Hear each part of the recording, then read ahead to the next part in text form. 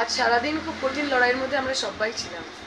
আপনারা দেখেছেন সকাল থেকে যেভাবে আমার কর্মী সমর্থক এজেন্টরা মাটি কামড়ে পড়ে রইলেন, লড়াই করলেন। মিডিয়া ফ্রেটার্নিটির সবাই যারা এই পুরোটা দিন নিরপেক্ষ সাংবাদিকতা কাকে বলে সেটা আমাদের সামনে তুলে ধরলেন। পুলিশ প্রশাসনের একটা অংশ যারা প্রোঅ্যাক্টিভভাবে যেখানে যেখানে আমরা কমপ্লেন করেছি সেখানে কিউআর টিম পাঠালেন, তাদের প্রত্যেককে আমাদের তরফ থেকে অনেক অনেক ধন্যবাদ। আমরা প্রত্যেকের কাছে আমাদের কৃতজ্ঞতা জানাই।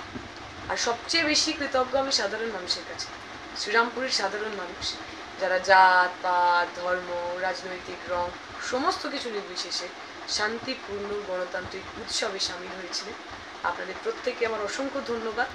মানুষ যাকে খুশি ভোট দিন, যেই আগামী 4 তারিখ জিতুন না কেন, এই যে আমরা সবাই মিলে এই দাদাগিরির বিরুদ্ধে ভোট না দিতে দেওয়ার বিরুদ্ধে রুখে দাঁড়ালাম, নিজের ভোটটা নিজে দিলাম, এইটাই গণতন্ত্রের জয়। আমরা এই নির্বাচনে গণতন্ত্র বাঁচাতে নেমেছি, আমরা সবাই মিলে গণতন্ত্র বাঁচিয়েছি।